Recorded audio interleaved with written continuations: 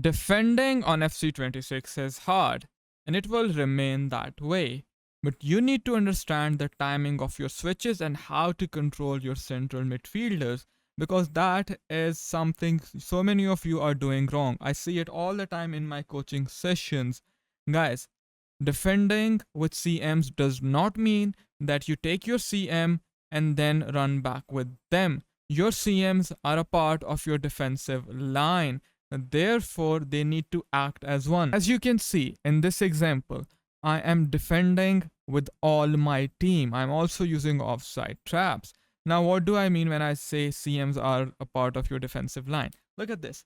So many players in this situation would take reindeers and try to apply pressure on Nico Williams on the wings. What would then happen? That would leave my right hand side exposed. If I cannot afford to do that. I cannot let my midfield be exposed like that, because if I do that, I then have to track back with some other player, right? So that does not mean that I don't apply pressure. I simply switch off and I take Due. Because I take Due, I'm able to run back. Now I take Frimpong. This way I can defend the space with Frimpong while Due applies pressure. My opponent has not bypassed my defensive line. My CMs are a part of my defensive line. I play very high, very aggressive line, right? Now, as you can see, I'm able to win the ball back simply because I am not giving my opponent much to think about. If I just panic switch, right? See, I cover his passing option inside, I apply pressure, my CMs are inside. Now, realistically, he can come in, but even if he does come in, my CMs will automatically come back. Now, when he does come in a threatening position over here, as you can see, we have our CMs intact. It does not mean that I run back with them. They are playing as deep lying playmaker and the other one is playmaker. So see, when I take Frankie de Jong, now I try to cut this passing lane. With my CMs, my entire job is not to run back and let the AI defend. Rather, my job is to protect my defensive line. CMs are also a part of that defensive line. So, CMs are supposed to cut these passes into the opponent's cam, into the opponent's striker. That is the job of my CMs, right? If I feel like I can track with Frankie de Jong, I will. But if I feel like there is no way that I can catch the opponent and he is through on goal, that is when I will take my center back. It does not mean that I never take my center back. See, I switch. Now he recycles. He has found some space, but because I play a high line, I'm able to trap him offside.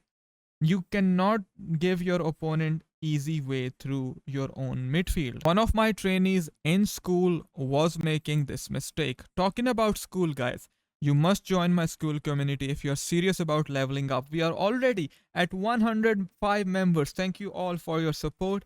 We have a lot of good stuff going there. You want to join it if you want to improve on this game. The link's in the description.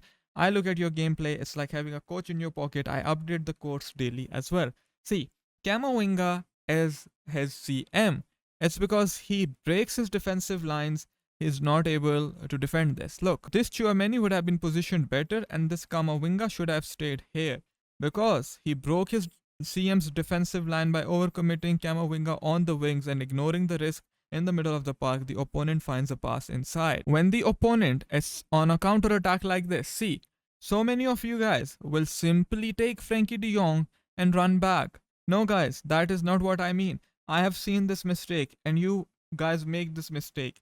You take one player in defense and keep running back with them. Who told you to defend like this? Yes, when I say don't touch your defenders, that does not mean that you never touch them. Rather, learn when to touch them, right? So for now, in this example, you take your CMs, okay. Are they covering the opponent's striker?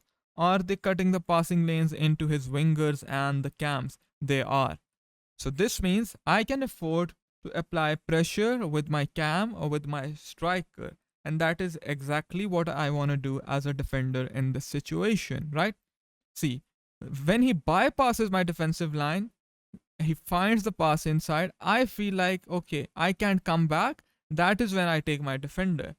But I should try my level best to not let him find that pass into the cam, because if he finds the pass into the cam, then I am more likely doomed, because in this game dribbling is very overpowered. So many of you do not think of your CMs as a part of your defensive line. You take your left CM all the way in the position of the right CM. That is when gaps open. Don't overlap your left CM with your right CM and vice versa. Look at this. Okay, the opponent is gonna concede. Why does he concede over here? Because he lets me through his defensive line.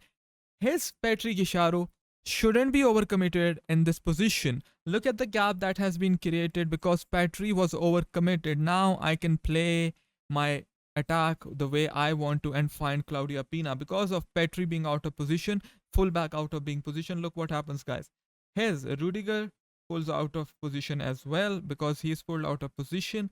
Now his defense is gone simply because he wasn't vigilant of how to and when to switch between his players. Because of this simple mistake, he has given me the gap. If he just stayed with Petri and did not overcommit in that situation, the gaps like this would not open. See, when he comes on the wings, I do not take my midfielder and run in the wings with him. My LDM plays LDM, my RDM plays RDM. I take my winger to defend the recycle. I defend in numbers. Now, the moment he decides to pass the ball inside, I have my CM right in the position to defend it. If I leave my reindeers exposed in this situation, he will easily exploit the middle, and the goals come from the middle of the pitch. That is the area we want to protect at all costs. Here, I need to take my defender because he's one on one, right? I want to apply pressure. In this situation, once again, he's getting through. So see how I manage my players. I bring back reindeers. I feel like, okay, there isn't any danger in behind. I bring back reindeers. I see there is no danger.